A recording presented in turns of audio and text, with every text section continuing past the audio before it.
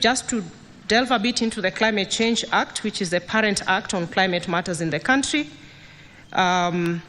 It provides for and supports mainstreaming of climate change actions into development planning, decision-making and implementation.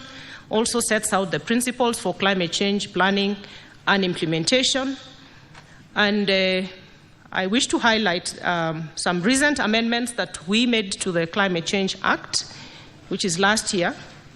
And this was intended to provide for regulation of carbon markets and to provide policy direction prescribing carbon reduction with the aim to reduce emissions as per our international and local obligations. Kenya has the largest carbon market portfolio in East Africa, but the truth of the matter is, Mr. Speaker, in terms of tangible impact to the citizens of Kenya, this has been very minimal, and the import of the amendments to the Climate Change Act were actually intended to ensure high-integrity carbon markets and a very clear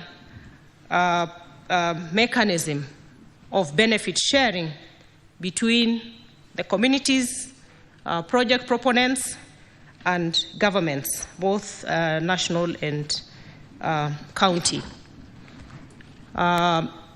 In terms of the progress around the carbon markets space, last week, I think the week before, 18th of June, we have moved to designate the National Environment Management Authority, NEMA, as the DNA, which is charged with the responsibility of authorizing and approving participation in the carbon projects under the Paris Agreement.